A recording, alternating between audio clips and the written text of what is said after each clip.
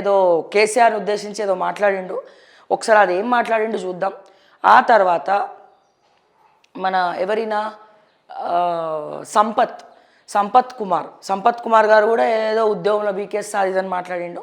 అసలు ఏంటి వీళ్ళ భాష ఏంది, వీళ్ళు మాట్లాడేది ఏంది, అసలు వీళ్ళు ఏమనుకుంటున్నారు, అసలు తెలంగాణ ప్రజలు ఏమనుకుంటున్నారు, అసలు రేవంత్ రెడ్డి గారు ఏమనుకుంటున్నారు.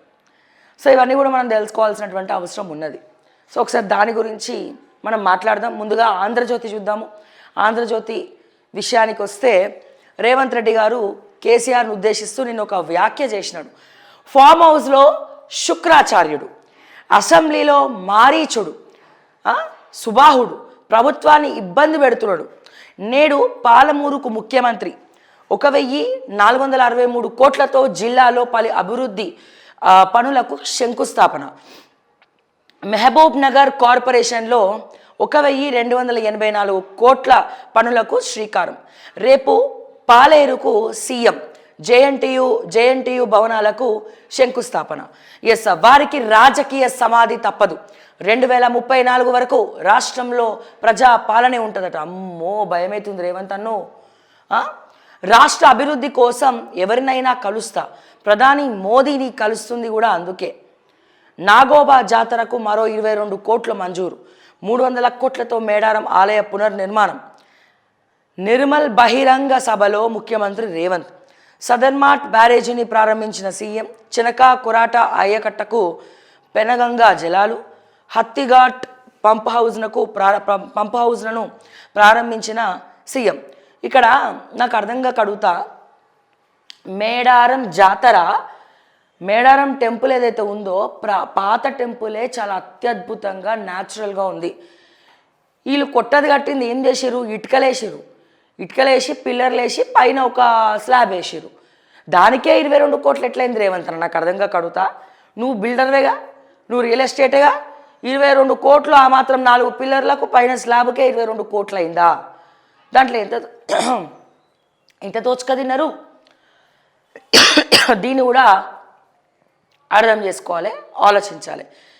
ఆ స్లాబ్కి 22 కోట్లు అయిందంటే నాకు చాలా అనుమానాలు వస్తూ ఉన్నాయి. ఓకే సరే, ఇదిలా ఉంటే ఇంకేమంటాడు మరి రేవంత్ అన్న? ఫామ్ హౌస్లో శుక్రాచార్యుడు. సరే, ఫామ్ హౌస్లో ఆయన శుక్రాచార్యుడు అయితే తెలంగాణ ప్రభుత్వాన్ని నడుపుతున్నటువంటి నువ్వెవరు? శకునివా? ఎందుకంటే ఎస్, ద్రౌపదిని అవమానించడం వల్ల కురుక్షేత్ర యుద్ధం మొదలైతే ఈ ద్రౌపదిని అనుమానించేలాగా ప్రేరేపించింది, కుళ్ళు కుతంత్రాలు చేసింది, అసలు మహాభారతానికి కీలక హీరో పాత్ర పోషించింది, విలన్ పాత్ర పోషించింది ఎవర్రా నాయనా అంటే ఈ శకుని. సో రేపటి రోజున కాంగ్రెస్ ప్రభుత్వం, ఆల్రెడీ కేంద్రంలో కాంగ్రెస్ ఏం లేదు, రాష్ట్రంలో కొద్దో గొప్ప కర్ణాటకలో గెలిచింది, కర్ణాటకను చూసి ఇక్కడ గెలిచింది. సో కాంగ్రెస్ పార్టీ ముక్కలు అవుతుంది రేపటి రోజున, లేకపోతే భూస్థాపితం అయిపోతుంది రేపటి రోజున అంటే దానికి కర్త కర్మ క్రియ ఈ రేవంత్ రెడ్డి అనే శకుని. ఏమన్నా రేవంత్ అన్న? ఎస్, బరాబర్ ఒప్పుకుంటాం మేము. ఎందుకంటే ఆయనని శుక్రాచార్యుడు అన్నావు. ఫామ్ హౌస్లో కేసీఆర్ గారు శుక్రాచార్యుడైతే, అసెంబ్లీలో మారీచుడైతే, సుబాహుడైతే, మరి నువ్వు ప్రభుత్వాన్ని నడుపుతున్నటువంటి మీరు శకునితో సమానము. If I'm not wrong. ఎందుకు శకునితో సమానము? ఎందుకు? అనేక కుట్రలు కుతంత్రాలు ఇవన్నీ కూడా శకుని తర్వాతే. పాచికలు వేసి రాజకీయం చేసి ప్రజల నమ్మకాలతో ఆడుకొని ఇస్తానన్న హామీలు ఇవ్వకుండా అండ్ మీ క్యాబినెట్ మంత్రుల్ని తిట్టించేది నువ్వే, మళ్ళీ వాళ్ళు ఏదో కాపాడే ప్రయత్నం చేస్తున్నట్టు బిల్డప్ ఇచ్చేది నువ్వే. మరి నీకన్నా శకుని ఇంకెవరు ఉంటారు రేవంత్ అన్న? ఉంటారా?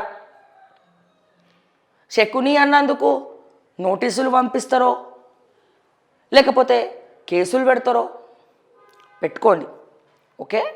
కానీ ఆయన శుక్రాచార్యుడైతే నువ్వు మాత్రం శకునివే. భయమవుతుంది మాకు. శకునిని చూస్తే భయమవుతుంది యాక్చువల్గా. ఇంకా ముందు ముందు ఏం పాచికలేస్తాడా, ఏ రకంగానైతే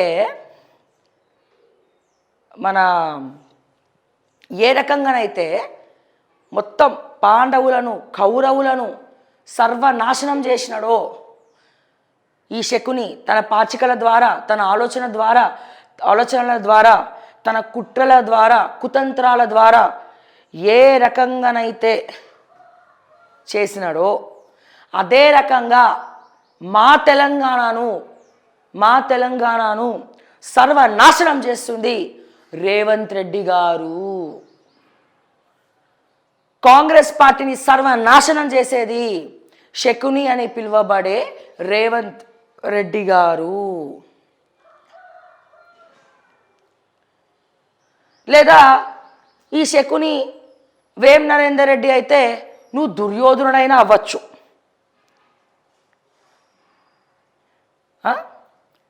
ఈ దుర్యోధనుడికి ఉన్నటువంటి అన్నదమ్ములు ఎవరైతే ఉన్నారో కౌరవులు, ఆ మిగతా కౌరవులు నీ అన్నదమ్ములు అవ్వచ్చు.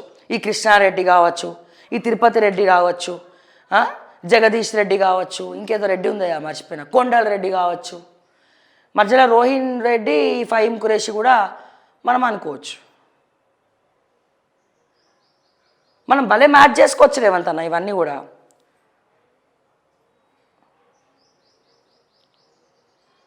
సో నేను చెప్పేది ఏంది, ఎస్ ఆయన శుక్రాచార్యుడే, కానీ నువ్వు మాత్రం ద్రోణాచార్యుడివి కాదు, నువ్వు ఒక శకునివి.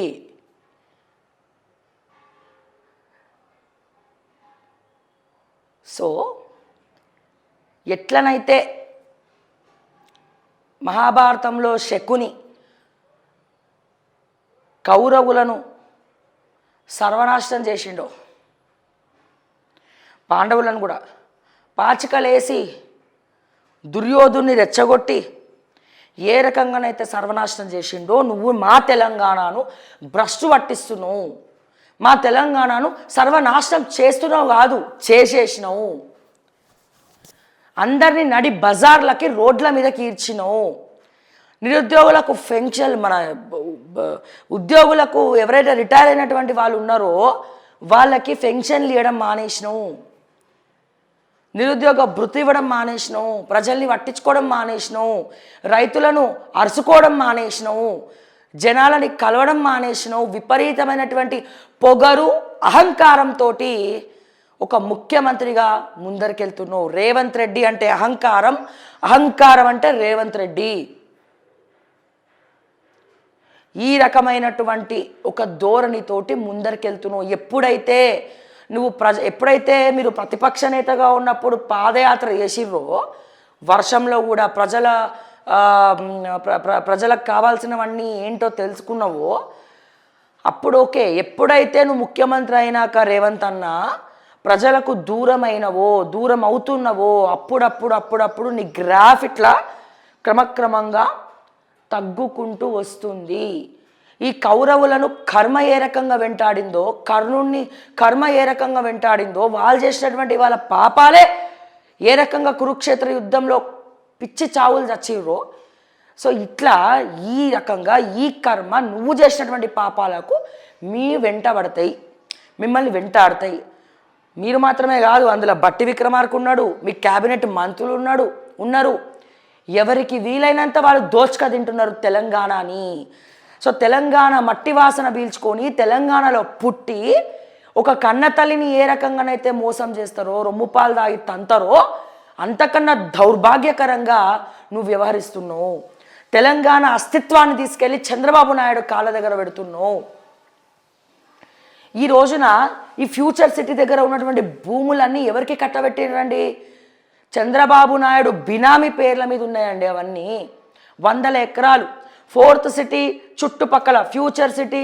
ఈ ఫ్యూచర్ సిటీ ఏందో, 4th సిటీ ఏందో, ఈ ఫ్యూచర్ సిటీలో రేవంత్ రెడ్డి గారి ఫ్యూచర్ ఏందో, వీళ్ళ అన్నదమ్ముల ఫ్యూచర్ ఏందో, ఇవన్నీ మనం కాసేపు పక్కన పెడితే చంద్రబాబు నాయుడు గారి బినామీకి మొత్తం అక్కడ కొన్ని 100 ఎకరాలు దోచిపెట్టింది కాంగ్రెస్ పార్టీ.